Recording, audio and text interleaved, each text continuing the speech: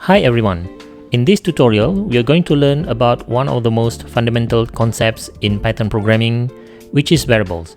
If you are completely new to programming, don't worry. By the end of this video, you'll understand what variables are, how to create them, and how to work with different types of data. Let's get started. In programming, we store data in variables and give them meaningful names. Let me show you what I mean. I'm here in my code editor. Now, let's create our first variable. So here, I'm typing name. This is the variable name. Then I have an equal sign, which is called the assignment operator. And then I have the value John in the double quotes. When I run the code, Python creates a variable called name and stores the text John in it. Now, to see what's stored in our variable, I'll use the print function.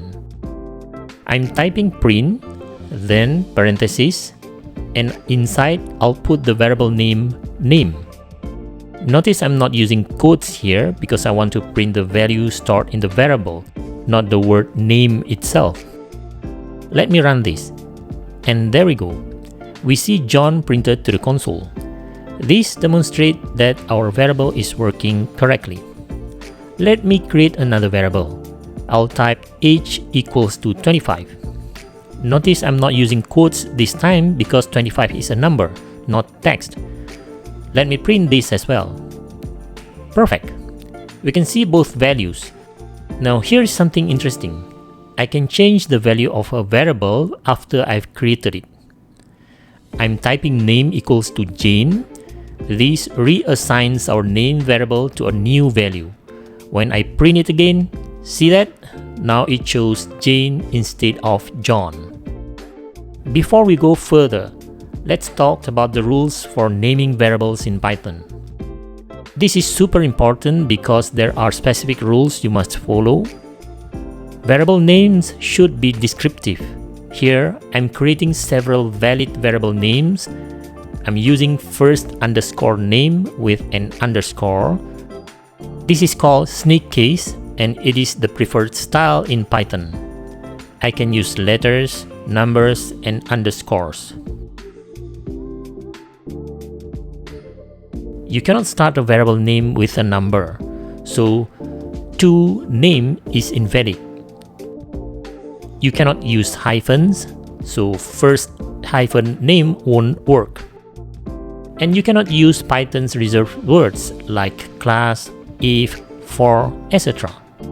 For best practices, use descriptive names like user underscore name.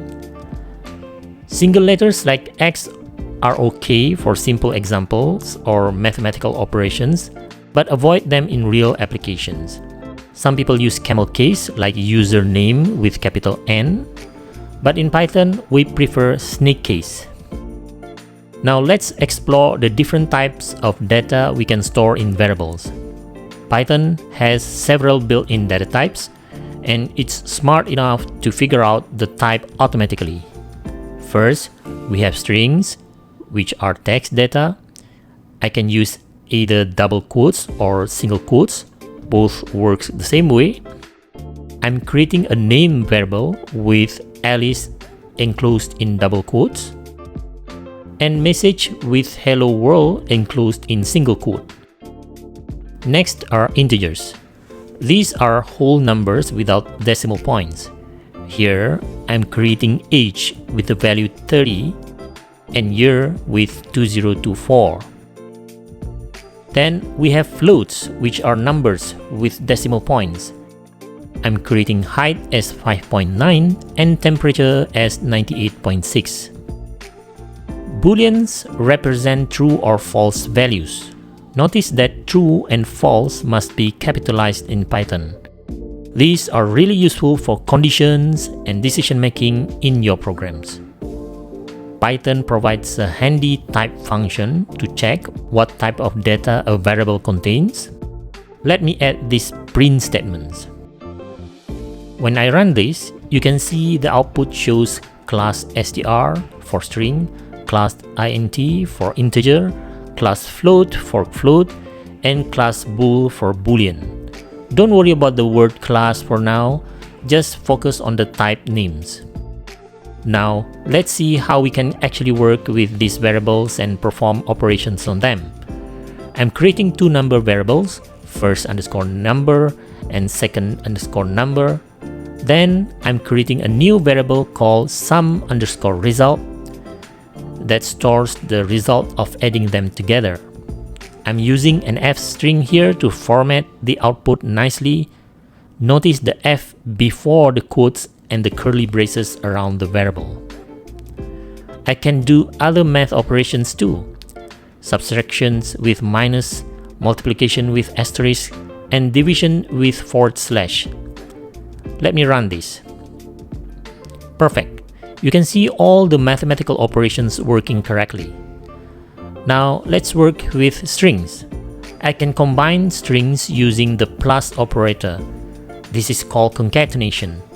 I'm creating first underscore name and last underscore name, then combining them with a space in between to create full underscore name. Strings have many useful methods. I can convert to uppercase with .upper function, title case with .title function, and get the length with len function. Let me run this. Great! You can see hello world in uppercase, hello world in title case, and the number 11, which is the length including the space. Now let's make our programs more interactive by getting input from the user and storing it in variables. I'm using the input function, which displays a prompt to the user and waits for them to type something. Whatever they type gets stored in the user underscore name variable. Let me run this. I will type Sarah, and there we go. It greets Sarah personally. Here's something important. The input function always returns a string, even if the user types a number. Let me demonstrate. I'll enter 25. See that? Even though I entered 25, the type shows it's a string. If I want to do math with this, I need to convert it. I'm using the int function to convert the string to an integer. Then I can add 1 to calculate next year's age. Let me run this. I'll enter 25 again, and perfect. It correctly calculates that next year I'll be 26. Before we wrap up, let me show you some common mistakes beginners make and how to avoid them. First mistake, trying to use the variable before defining it. This would give you a name error. Always make sure you create a variable before using it. Second mistake, confusing variable names with strings. If I put quotes around name, it prints the literal word name. Without quotes, it prints the value stored in the variable. Third mistake, forgetting that Python is case sensitive. Name with capital N and name with a lowercase n are completely different variables. Here are some good practices. Use descriptive names like total underscore score. Use all caps for constants that don't change.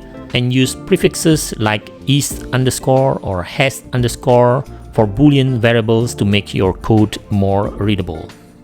Let's put everything together with a practical example, a simple calculator. I'm creating a simple calculator that asks for two numbers and performs all basic operations. Notice I'm using float function instead of int function to handle decimal numbers.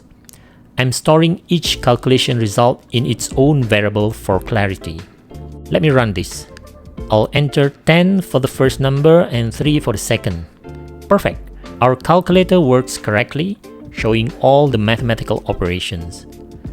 And that's a wrap. We have covered everything you need to know about Python variables as a beginner. We learned what variables are, how to create them, the different data types, naming conventions, and how to work with user input. Variables are the foundation of programming, so make sure you practice creating different types of variables and using them in your programs. If you found this helpful, give it a thumbs up, Subscribe for more Python tutorials, and I'll show you in the next one.